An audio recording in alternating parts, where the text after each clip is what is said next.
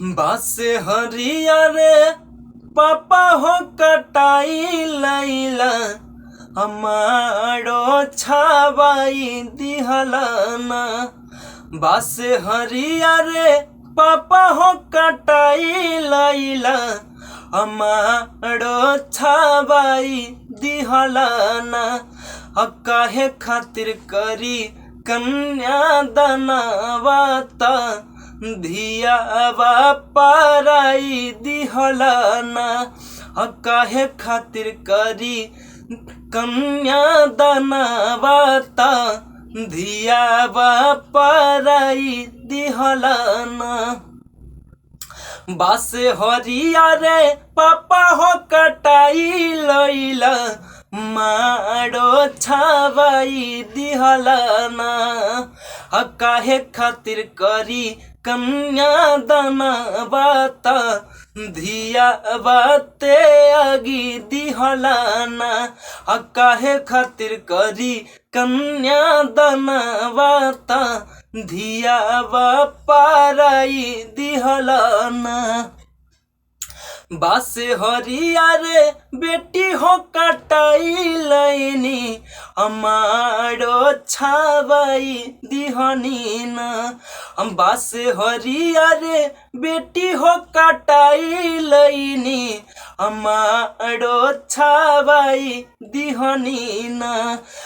पापा के फर्ज बेटी हो पूरा कैनी तोहके ना पाराई कैनी ना।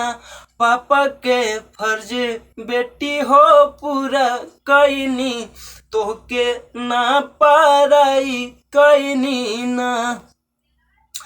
धनवा के लौआ भैया हो छिटी दिहला बहिनी त्यागी दिहलाना। धनवा के लौआ भैया हो छिटी दिहला बहिनी त्यागी दिहलाना। हथवा धरा के भैया बहनोइया से ससुरा तू भेजी देवाना। अरे हथवा धरा के भैया बहनोइया से तू ससुरा भेजी देवाना। काठ के कारजवा बहिनी बनाई के लौआ हम छिटत बानी हो। काठ के कारजवा बहिनी बनाई के लौआ हम छिटत बानी हो। भैया नगरिया बहिनी पराया होला ससुरा नगरिया अपन होला हो। भैया नगरिया बहिनी पराया होला ससुरा तोहरापन होला हो। पापा के मतिया माई हो माराइल बड़ुए तू समझाई देह तू ना। पापा के मतिया माई हो माराइल बड़ुए तू समझाई देह तू ना। साचो में दियावा माई हो पराई होली यही से बिसराई देहलू ना। साचो में दियावा माई हो बोझा होली यही से त्यागी देहलू ना। दुनिया के रीते बेटी होई है होला सब मजबूरे होला ना।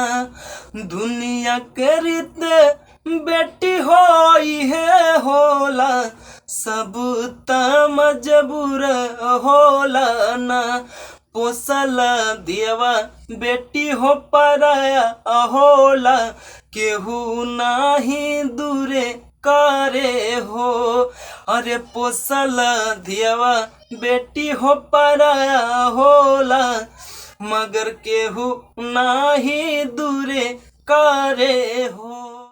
भैया नमस्कार प्रणाम। हम भोजपुरी मगही गायक आशीष कुमार रउआ सभी तमाम भोजपुरी मगही श्रोता सुन भैया समाज के भैया हम पैर छू के प्रणाम करत है। जितना भी भैया वीडियो के देख रहा बानी भैया सबके पैर छू के प्रणाम बा। अगर भैया वीडियो अच्छा लागल हुई तो प्लीज वीडियो के लाइक कर दे भैया। वीडियो एकदम धंधना के भैया हर जगह शेयर कर दे भैया। लोग अपना परिवार में, दोस्त में, यार में, भाई में, सब जगह भैया एकदम वीडियो के फैला दी। रउआ लोग के बतावे का बा भैया, रउए लोग बता दे ही एकदम सबके एगो बा एगो कोनो आशीर्वाद पर आशीर्वाद दे ही भैया। आप लोग प्लीज शेयर जरूर से करब, चैनल के सब्सक्राइब भैया जरूर से कर ले और तुम धंधना के भैया वीडियो के शेयर कर दे। चलो तो हनिए बतावा सबके एगो भाई तहरो बा तो प्लीज